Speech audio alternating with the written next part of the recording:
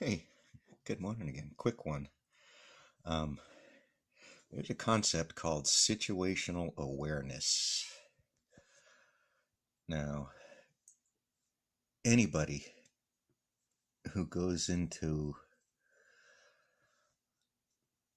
any field gets training in situational awareness, and it can be very subtle. So, where this phrase keys in for me is professionally. I go into work and on the way in, I'm looking at the flare stacks across the region to see if anybody's upset, particularly if my plant's upset and I'm going to walk into some kind of shutdown mess at work. So maybe 20 minutes before you get there, you're just subtly looking at the horizon. And one day you notice the horizon move because an earthquake went by, and every single oil tank across the state of Texas has just experienced an earthquake from Mexico City.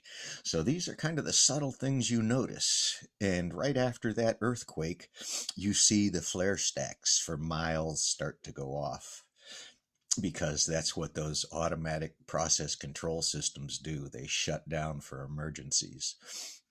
So, situational awareness, it's very casual. You're just driving down the road looking, but because you've got a place to go, you're kind of looking at different things than the tourists going by. You notice the flare stacks. Flare stacks are not typical normal operations. If those flare stacks are running, they're wasting fuel, they're polluting, and there most definitely is some type of process upset going on at that plant, because almost all of those are parts of emergency systems more than they're parts of normal operation. Not always true, but some situational awareness. Take it back into Marine Corps boot camp training.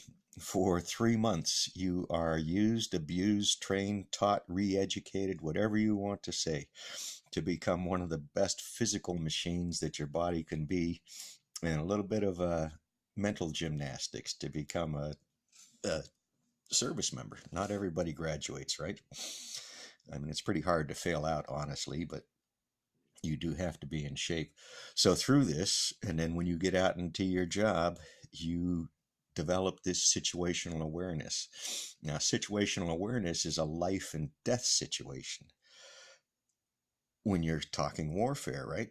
You need to know the person next to you. You need to know the person in front of you and what color the uniform's supposed to be, and good guy and bad guy. So you're turning on primal instincts in wartime that you don't normally exercise. You've been trained on how, when those instincts get turned on, how to focus and use that energy constructively instead of just shaking in a rage of I don't know.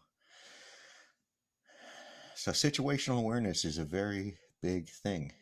The last video was about trigger words. Those words take you back into a situation from the past. They take you back into a training regimen, into a different path of responses, and it's important to understand those responses.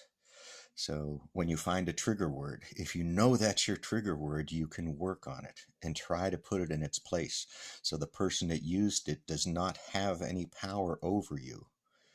That's the challenge. Those trigger words are a power over you. The persons using them know they're going to get you emotional and get you thinking in the moment of some rapid response that you probably didn't mean to make. So this phrase situational awareness is a natural element in your day. You get in the car, you are a car driver now. Your awareness is a little different than walking down the street. You're paying attention to your feet and a gas pedal and not to the shoes and the sidewalk. So very, very different. And your mind just naturally goes into that new situation. It wasn't there a minute ago. You just got in the car, but the situation changed. You go into the store and there's somebody at the cash register ranting and raving. So now, do you need to be a part of that? Do you go get what you need, or do you leave the store and maybe go somewhere else? You try not to get into the situations you don't like. Closing the gate door on your community doesn't help either. So, just a conversation. Peace, folks.